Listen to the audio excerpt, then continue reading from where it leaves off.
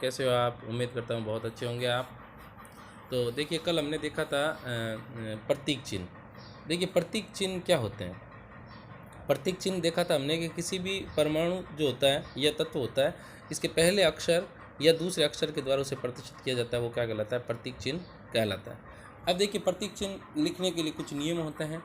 यानी जब भी प्रतीक चिन्ह लिखा जाता है तो पहला अक्षर जो होता है वो हमेशा बड़ा लिखा जाता है और दूसरा अक्षर जो होता है वो छोटा लिखा जाता है। अब क्या होता है, अगर एक ही नाम से दो अक्षर शुरू हो रहे हैं, जैसे उदाहरण के तौर पर नाइट्रोजन, और इसी प्रकार से एन से शुरू हो रहा है यहाँ पे नियॉन या सोडियम, तो नाइट्रोजन का जो पहले शुरू हो रहा है तो उसको एन से लिख दिया क्योंकि एन से पहले कोई तत्व आया हुआ नहीं है।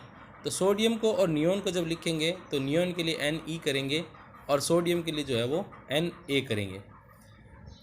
इसी प्रकार से हमने बहुत सारे परमाणु दे रखे, नीचे एक सारणी दे रखे कुछ तत्वों को परमाणु प्रतीक चिन्ह, जिसमें एल्यूमिनियम दे रखा है Al, argon Ar, barium Ba, boron B, bromine Br, calcium Ca, carbon C, chlorine Cl, cobalt Co।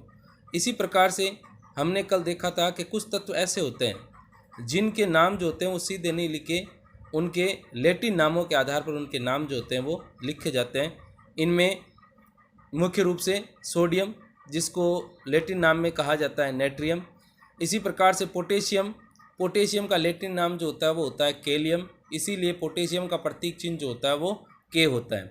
इसी प्रकार से चांदी जो होती है, जिसको हम चांदी कहते हैं, सिल्वर कहते हैं, इसका जो नाम होता है वो होता है अर्जेंटम, इसका प्रतीक चिन्ह होता है वो एजी। सोने का जो लैटिन नाम होता है ओरम, इसको कहा जाता है एयू। इसी प्रकार से जो मरकरी होती है इसको कहा जाता है हाइड्रोजाइलम और इसका प्रतीक चिन्ह जो होता है वो Hg होता है। नेक्स्ट अपन देखते हैं यहाँ पे परमाणु द्रव्यमान। देखिए, परमाणु द्रव्यमान जो है, जब परमाणु सिद्धांत डाल्टन के द्वारा दिया गया तो इसके द्वारा एक महत्वपूर्ण सिद्धांत और संकल्पना दी गई थी परमाणु द्रव्यमान की।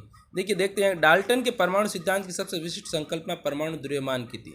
अब परमाणु द्रव्यमान को आगे हम देखेंगे कि नाभिक जो होता है इसमें दो प्रकार के जो होते हैं वो कण पाए जाते हैं, एक तो प्रोटॉन और एक होते हैं इलेक्ट्रॉन। अब ये प्रोटॉन और इलेक्ट्रॉन दोनों का जो भार होता है वो क्या कहलाता है? इसका परमाणु द्रव्यमान कहलाता है। परमाणु द्रव्यमान की परिभाषा आगे हम देखेंगे।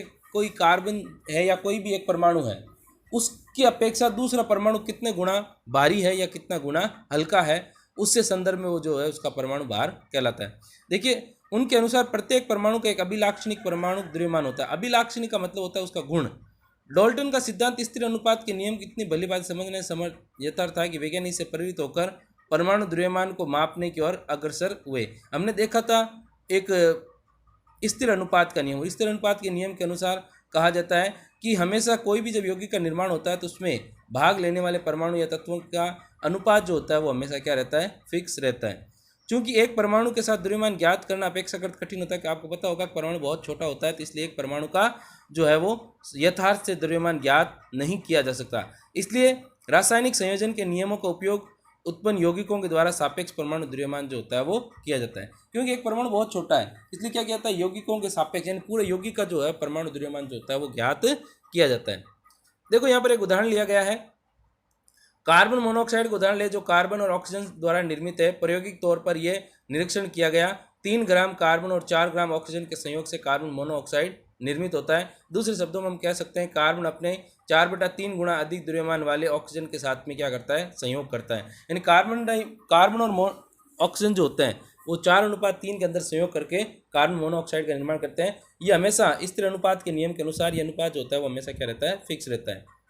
दूसरा देखिए, मान लीजिए हम परमाणु द्रव्यमान की इकाई एक कार्बन परमाणु द्रव्यमान के बारे में माने तो कार्बन परमाणु द्रव्यमान 1 यूनिट तथा ऑक्सीजन परमाणु द्रव्यमान 1.33 यूनिट निर्देशित करेंगे। देखो, जैसे 4/3 है, 3/4 है, सॉरी। तो अब इसमें अगर 3 का भाग दें 4 के अंदर तो कितना आएगा? 1.33, यानी ऑक्सीजन का मान जो होगा वो 1.33 और इसी प्रकार से कार्बन का जो होगा वो 1 यूनिट होगा। इसी प्रकार से इसको समझाने के लिए IUPAC के द्वारा कुछ नियम दिए गए। IUPAC का पूरा नाम होता है international union of pure and applied chemistry. अब यहाँ पर देखो, यू जो है यूनिफाइड द्रव्यमान द्वारा प्रदर्शित करते हैं। देखो, नीचे कुछ इसके दे रखे हैं बिंदु। ऑक्सीजन और उनके तत्वों के साथ अभिक्रिया करके यौगिक बनता है। इसी परमाणु द्रव्यमान द्वारा अधिकांश तत्वों के परमाणु पूर्णांक भी प्राप्त कर सकते हैं। इससे नेक्स्ट हम आगे देखेंगे।